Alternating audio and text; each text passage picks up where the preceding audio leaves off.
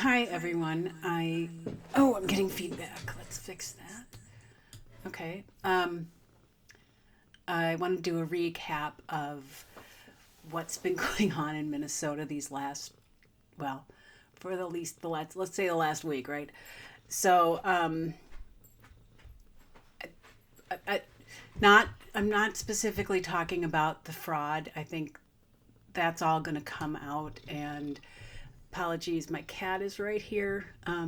All the animals are in here, and you'll probably see her in a second. She's right between my monitor and my microphone, so now I can't see the monitor. Anyway, um, I wish you guys could see this. She's like right in front of the thing. In fact, here, we're going to do one of these. Come on, Navi. Here. Um, I don't want to discuss the details of the fraud, mostly because that's not my thing, right? I'm not a reporter. I'm not like investigating any of this. I'm just consuming it the same way you are. However, I am a little concerned about the backlash that the Somali community is getting for all of this. And while I think that Tim Walz and Keith Ellison and all of the Ilhan Omar and everybody involved in these programs and policies that allowed the fraud to take place or who ignored it absolutely deserves any scrutiny they get. It is not the Somali community, by and large, who are the problem. I have experienced interactions with the Somali community ever since they've been coming here, and I've never had a negative one. There might be some youth who are in the gangs and things like that, and that's a youth problem more than being a Somali, in my estimation. I walk the Mall of America regularly, especially in the wintertime because it gets so cold here. And I've never experienced anything negative with the Somalis out there. And the Cinnebon woman, I can't even think of her name. It doesn't matter what her name is. It was all over this weekend. It was all over the news, where she works at a Cinnebon in Wisconsin, and apparently a couple from Wisconsin also, but they happen to be Somali, were harassing her, is what the story goes. I don't know. The only part that was filmed was her calling them horrible names and saying awful things and just really being a disgusting human. And she was fired for it, and rightly so. I would have fired her if I were her boss, because that's just not the kind of. I don't want that person being the face of my business. And whether or not the people who she was waiting on were out of line is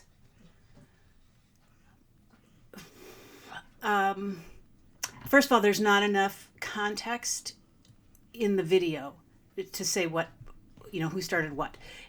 From what I've gathered, it sounds like she started it. She was just rude, and they were rude back. And they're calling her, saying something. What did she say? Or they suggested that because she wasn't wearing a hijab, that by pointing that out, that's sexual harassment against the woman who was so vile. It's hard to keep track of everything. But I guess my point is that two rights don't make a wrong. You can't go around in civil society and say these things and expect people not to continue to say these kinds of things and to say them more freely. And that's worrisome to me. I'm also concerned that, seeing the comments online about anything having to do with the Somali fraud it goes so quickly to denigration and racism and bigotry and all of that against a broad against the community. It's wrong. And I think we need to call it out as much as possible. The majority of the Somali people here are trying to assimilate. They are trying to have the American dream. A lot have been taken advantage of by the people at the top, by the whoever's in charge of this. And I don't want to name names because I don't know for sure. But there's a lot of people you can follow. I posted one today that does name names. If you look on my Twitter feed or my X timeline, Ann Bauer did a great interview with Polymath. I'm not sure of his Twitter. I can't remember his name.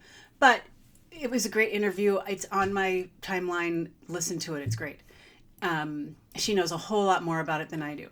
But my point is that we can't just all grab our pitchforks and torches and start going after people because they have a nationality that for some reason is now, horrid. And it's okay to say, oh, they're just horrible people. They're not horrible people.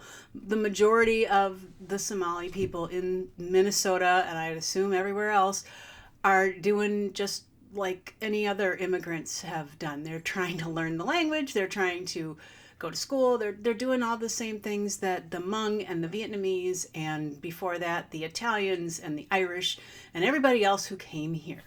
Are there bad eggs in this? Absolutely.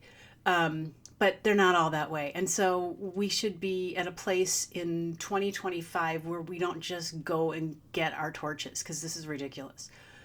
And go ahead and unfollow me. I know a lot of people do not agree with me, and I don't care. I'm not gonna support that kind of mob mentality. As for this chick from Cinnebon, she should have been fired. And the fact that she's raised, I think, over $100,000 on a GoFundMe is not surprising at all. But it will lead to more people acting out of line and horrible. And it lowers the bar. It certainly doesn't raise it. So I hope that everybody, can take a step back from that. And there was some talk about, what team is she on? Is she a Democrat? Is she a Republican? And, I think the Republicans or the right wanted to claim her because they thought she was some sort of hero, which is disgusting to me. Turns out she is a Democrat. She voted for Harris, Biden, Walz. But that doesn't matter. It's like saying she's a Packers fan. I guess she's from Wisconsin, so maybe she is. Or that she was a Vikings fan. It doesn't matter. The Vikings and the Packers do not represent the kind of thinking that this woman has, just as the Democrats and the Republicans do not, by and large, represent or condone her kind of behavior. At least I hope they don't, because we're living in a really shitty society if that's what people think is okay, because it's not okay.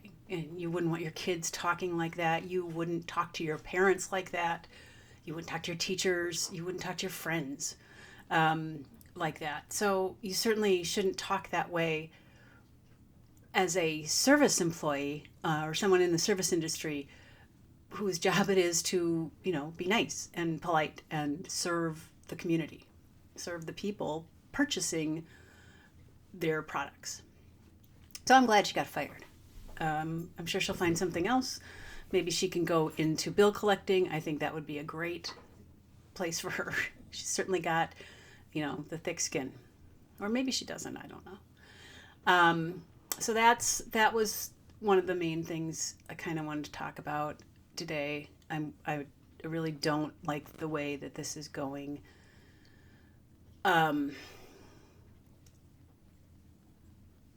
don't know what kind of fraud is coming out next. They're talking about the voter fraud rolls being exposed, and it seems to be that other states we're finding fraud there. And this is a huge story. I think that this is the tip of the iceberg, sadly. But it is being exposed, and hopefully we can do something about it before or I'm of I am of the part of me thinks nothing will happen. The people who are behind this will be reelected, and life will go on, and they will continue to fleece everybody. Because this isn't just Minnesota money, taxpayer money. This is national money. This is your money. This is my money. This is everybody who pays taxes money, and that's something we should all be pissed off about. It doesn't matter what side of the fence we're on. We should all be pissed off that our money is being pissed away so outrageously. I was out shoveling today. We're about to get some more snow. It's been snowing ever since Thanksgiving. So I shovel every day, and I'm sick of it. And it's nuisance shovels. It's not a big deal. Minneapolis is talking about instating a taking away the responsibility of the homeowner or property owner to shovel and giving it to the city. So basically the city wants now, or the city council person, Robin, somebody, is putting forth the suggestion that the city take over sidewalk shoveling like they did with our snow plowing. So currently when it snows, the city declares a snow emergency on snow emergency streets, and then eventually the residential streets get plowed. So if it snows here any measurable amount, 3-4 inches, the city will declare a snow emergency, which means you have to move your car off the street for 24 hours. And that's after they've plowed the dedicated streets, like the main arteries and stuff like that. So in St. Paul, I live on a residential street, which means I am not a snow emergency street, but when they do call the snow emergency, everybody has to move their car. Half the time people don't move their car, and then the plow has to go around it, so then you have this big lump of snow left over behind. It's really annoying. They used to ticket you for that, or they'd tow your car. They don't bother doing that anymore. So most people don't bother moving their cars because there's no consequence to not doing the thing you're supposed to do.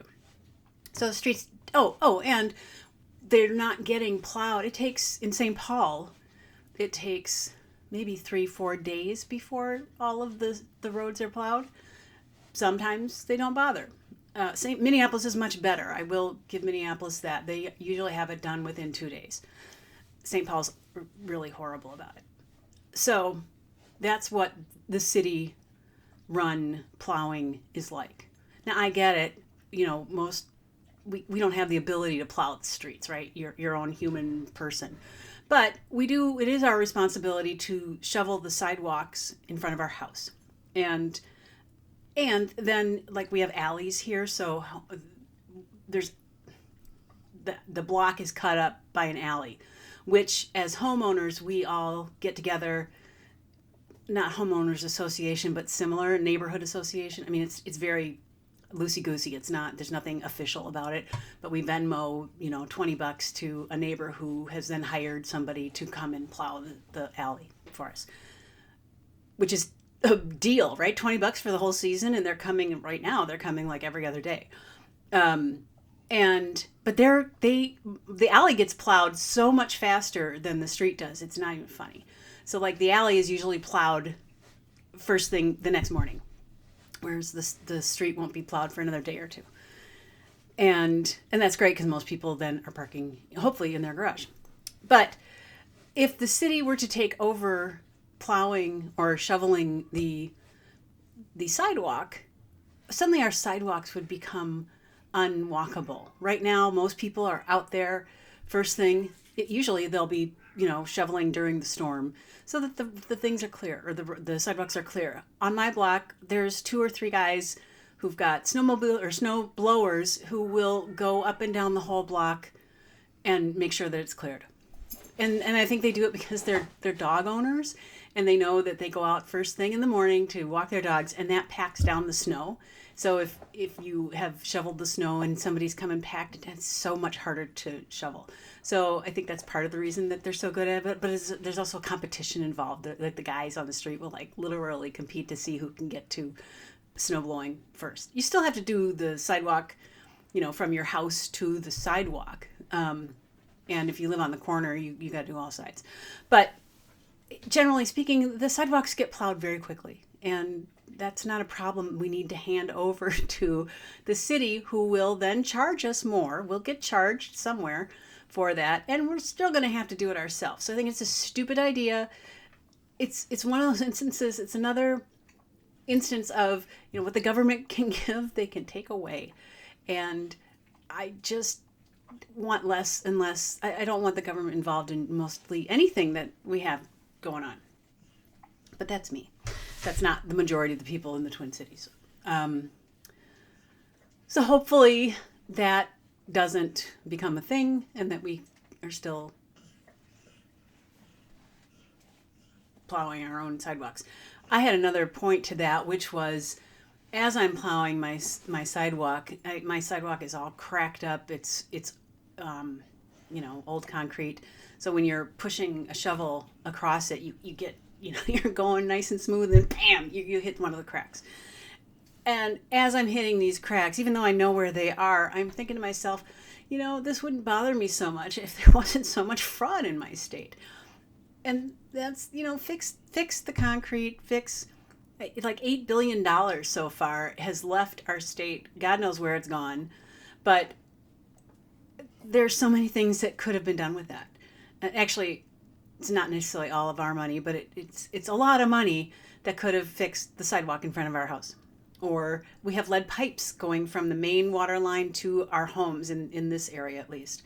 Probably not so much in the suburbs, but in the Twin Cities, that's what we've got. So we've got lead pipes that the city is replacing, but it's on like a 10-year plan.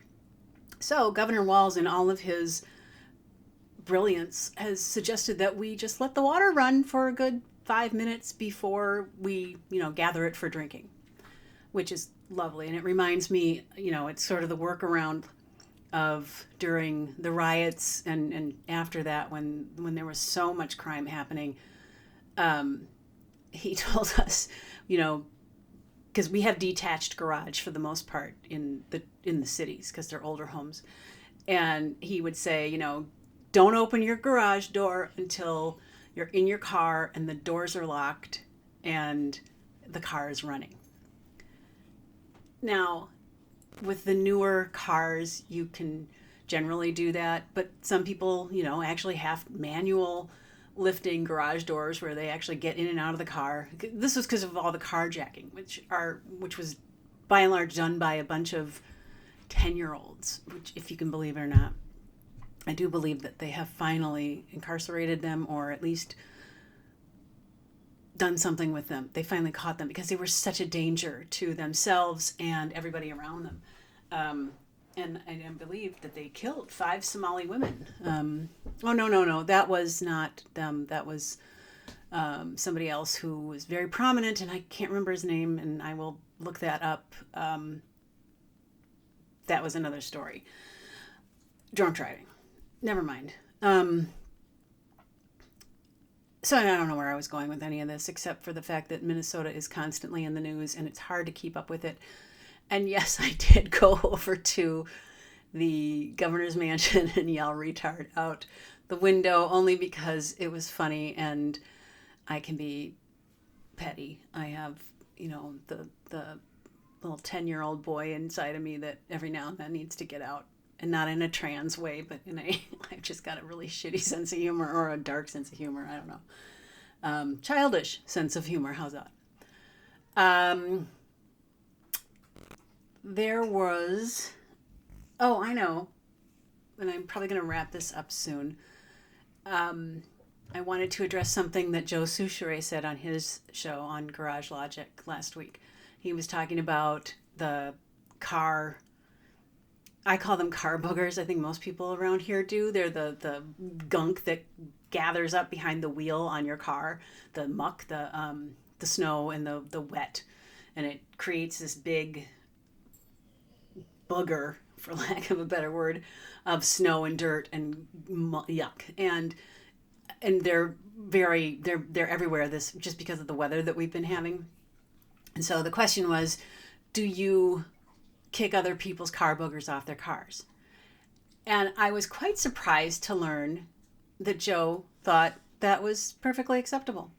Now, what I don't know even how to check this because it was so long ago, but I recall, and I'm older now and my memory is probably not as good, but that I actually learned not to do that because I think it is a crime to kick anybody else's car boogers off their car.